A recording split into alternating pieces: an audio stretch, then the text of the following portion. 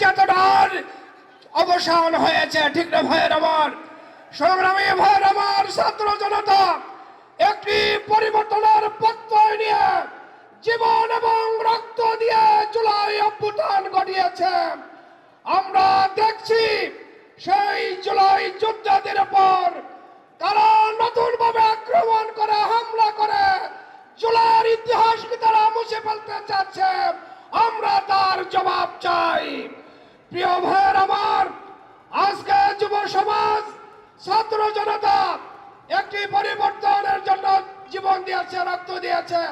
সেই পরিবর্তন হলো চাঁদাবাজ মুক্ত, সন্ত্রাস মুক্ত, পাচার মুক্ত একটি নতুন বাংলাদেশ দেখতে চায়। আমরা দেখছি 5 আগস্টের পর এদেশকে একটি চাঁদাবাজির অভয়ারণ্যে পরিণত করছে। আমরা বলে দিতে চাই, আদর্শবান যুব সমাজ জেগে উঠেছে।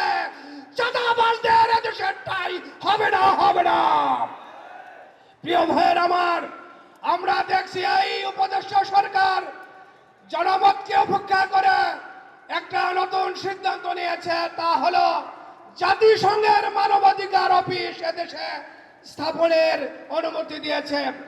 আমরা বলে দিতে চাই যে এই জাতিসংঘ বিশ্বের দেশে দেশে অশান্তির আগুন জ্বালিয়ে রেখেছে, মানবাধিকার তারা প্রতিষ্ঠা করতে পারে নাই।